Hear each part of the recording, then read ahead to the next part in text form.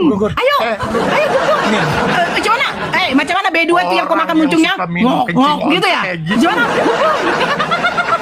Kalau kencing unta diminum kayak gini.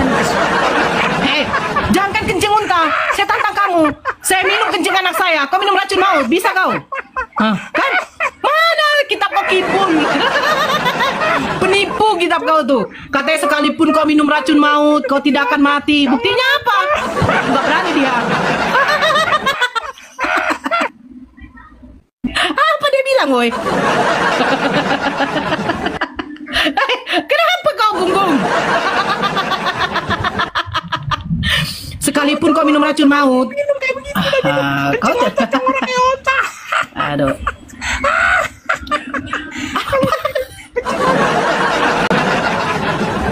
Sekalipun kau minum racun maut, kau tidak akan mati, kata Yesus. Udah kau buktikan kau minum racun maut. Hei. Gonggong lagi kau. Gung. Gonggong lagi. Gung.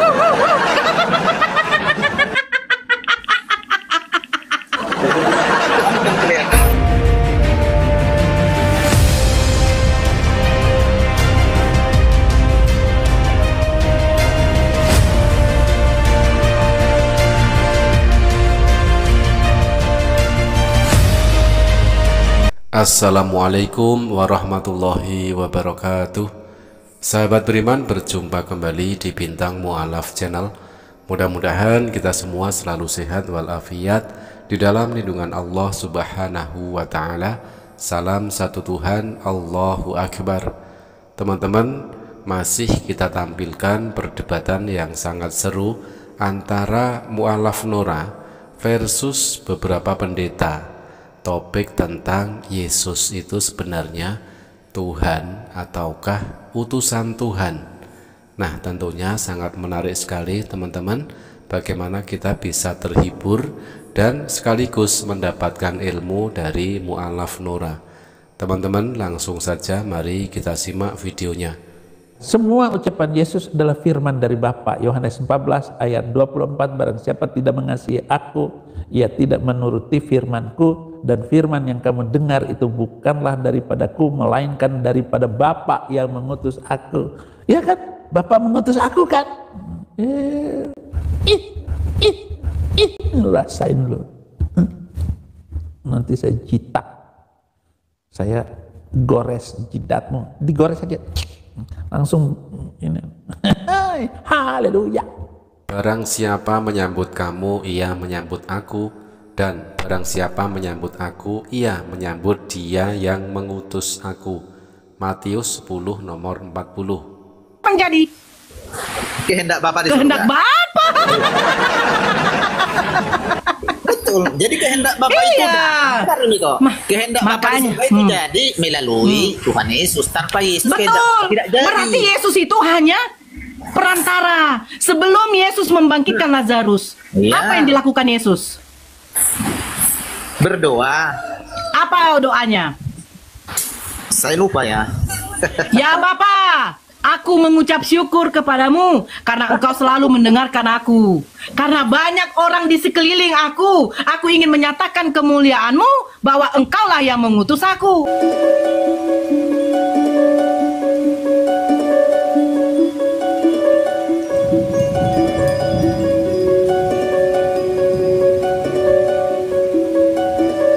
Jadi Yesus diutus untuk menyatakan kemuliaannya. Hei Bani Israel, lihatlah. Semua yang aku lakukan ini adalah mukjizat dari Allah, dari Tuhan, dari Bapakku kepadaku, untuk menyatakan bahwa yang sebenarnya ada Tuhan, bukan aku Tuhan. Makanya dia mengatakan, hei Bani Israel, katanya, hukum yang terutama dan paling utama itu apa? Tuhan Allah kita, Tuhan yang Esa. Makanya dia katakan, hidup yang kekal itu engkau mengenal satu-satunya Tuhan Allah, atau apa di sorga. Dan Yesus mengklaim dirinya hanyalah utusan.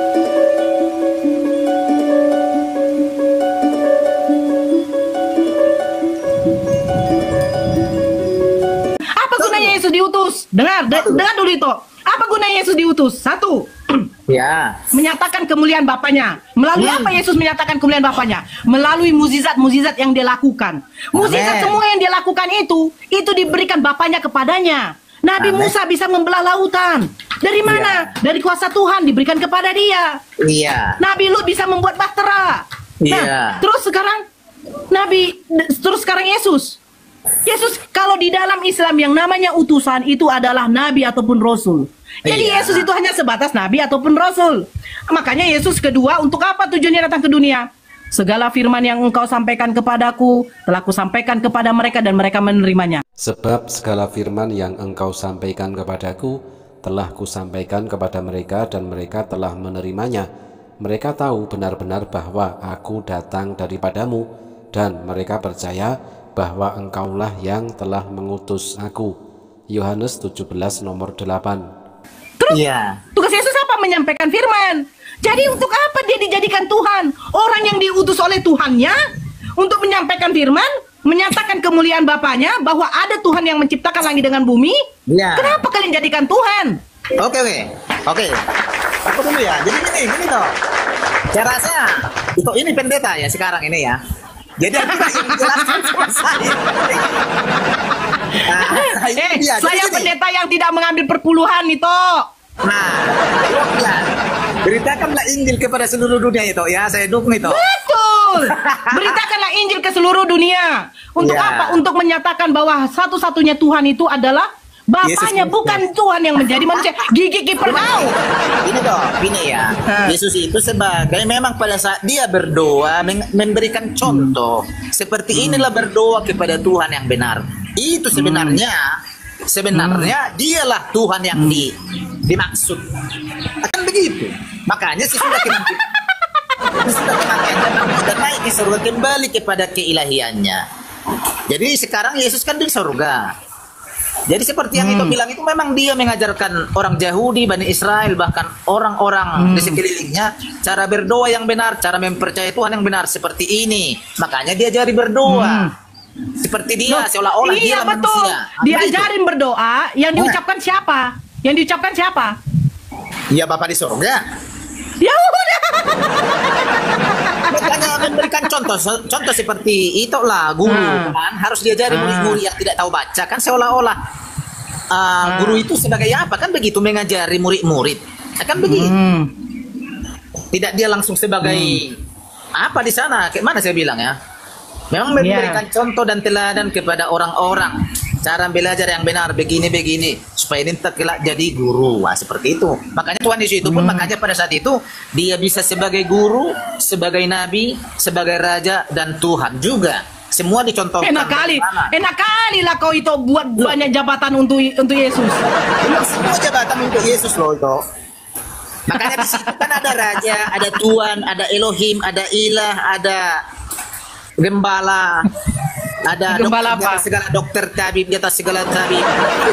Di dalam Markus 9 nomor 37 tertulis, siapa menyambut seorang anak seperti ini dalam namaku, ia menyambut aku. Dan barang siapa menyambut aku, bukan aku yang disambutnya, tetapi dia yang mengutus aku. Raja, Kristus, Mesias, itu loh. Makanya itu memang paham Alkitab. Saya bingung kenapa jadi nggak percaya sama Yesus. Justru itu tadi mengolok-olok. Ya iyalah, Yesus itu mengatakan hidup yang kekal itu Nora. Engkau hanya mengenal satu-satunya Tuhan, satu-satunya Allah. Tanpa Yesus tidak bisa itu kepada Allah. Dan Yesus Kristus itu adalah utusan.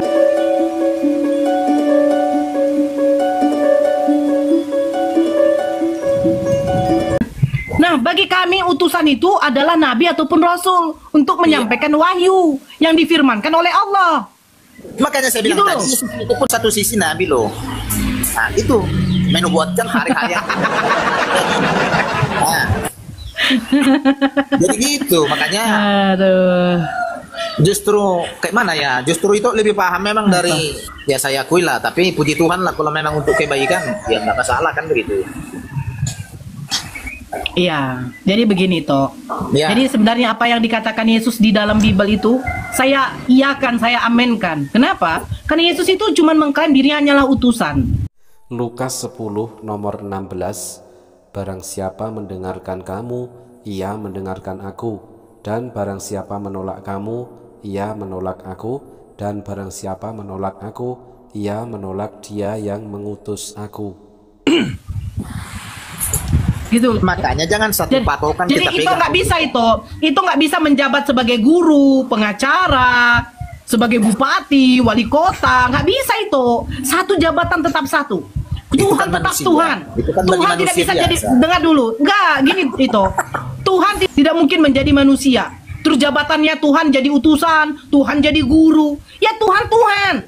Tuhan itu maha. Gitu loh. Maha segalanya, maha tahu, maha mendengar, maha melihat. Jadi ketika Yesus pada waktu dia berada di kaumnya, dia berada di tempat tinggalnya, apakah dia mengetahui terjadi di kota-kota yang lain? Tidak. Bahkan hari kiamat saja Yesus tidak tahu apa-apa.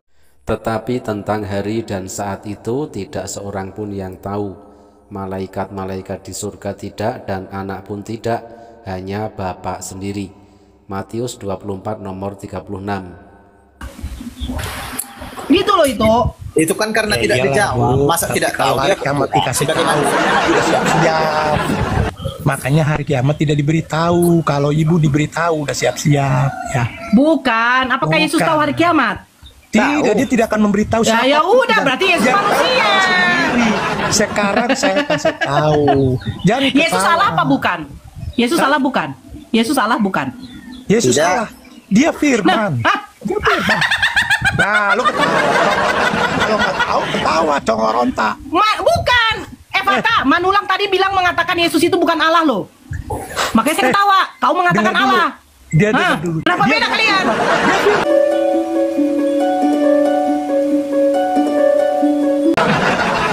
Kenapa beda kalian? Sekarang Dia gua tanya sama lu.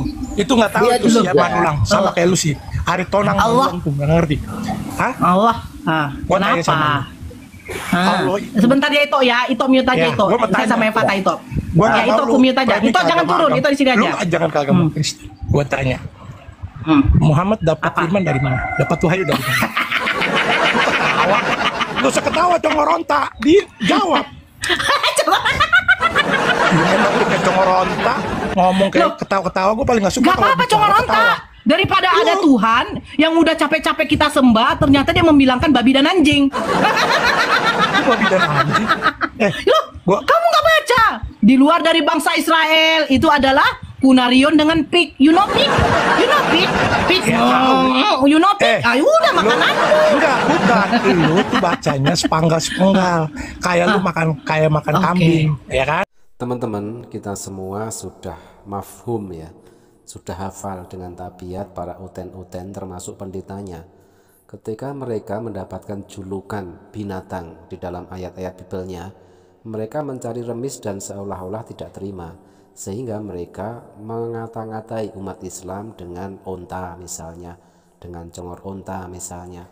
Tetapi uten-uten itu tidak mau introspeksi diri, tidak mau membaca ayat di dalam Bibelnya sendiri bahwa ternyata Kristen di luar Israel itu adalah guguk, sedangkan Kristen Israel itu disebut domba.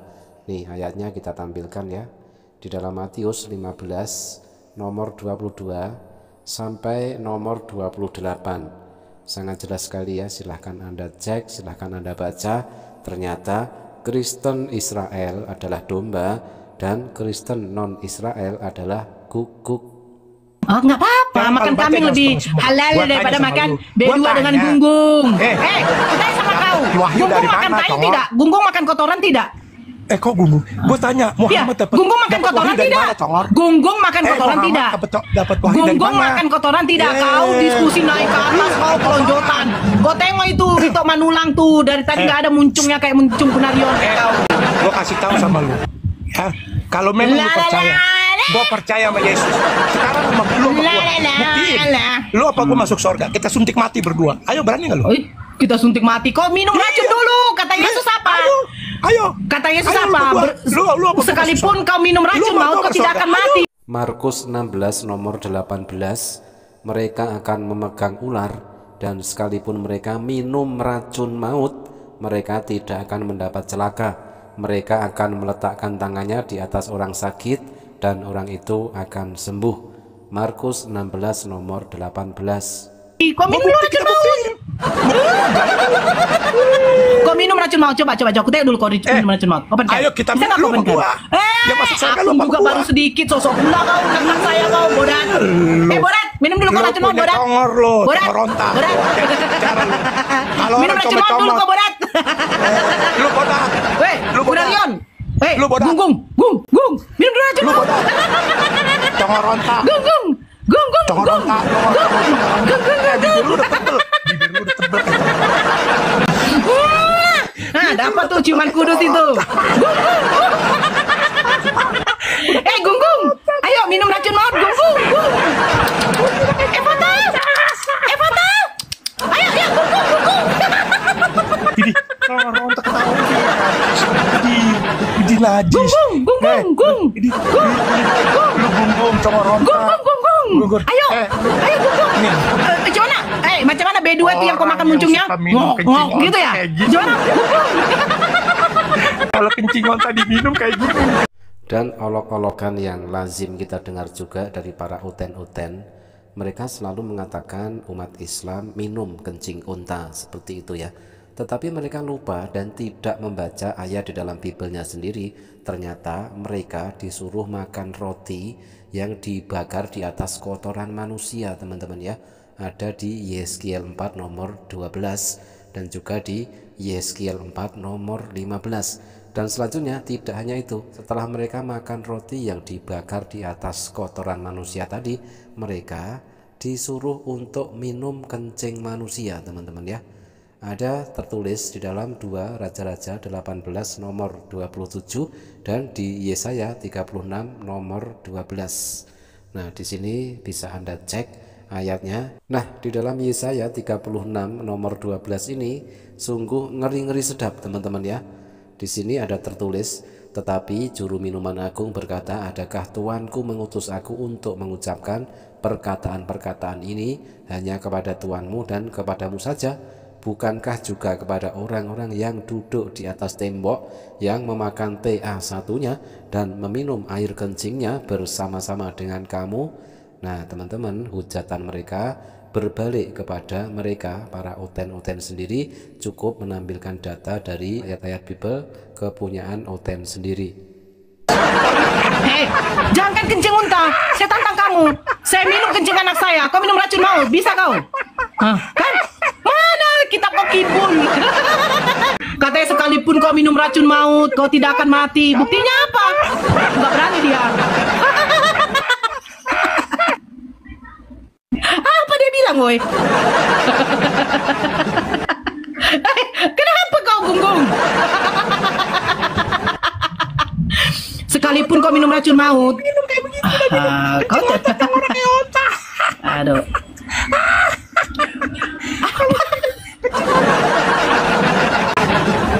Sekalipun kau minum racun maut, kau tidak akan mati, kata Yesus. Udah kau buktikan kau minum racun maut. Hei.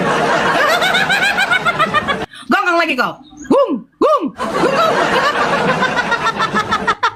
Gonggong lagi. Gung.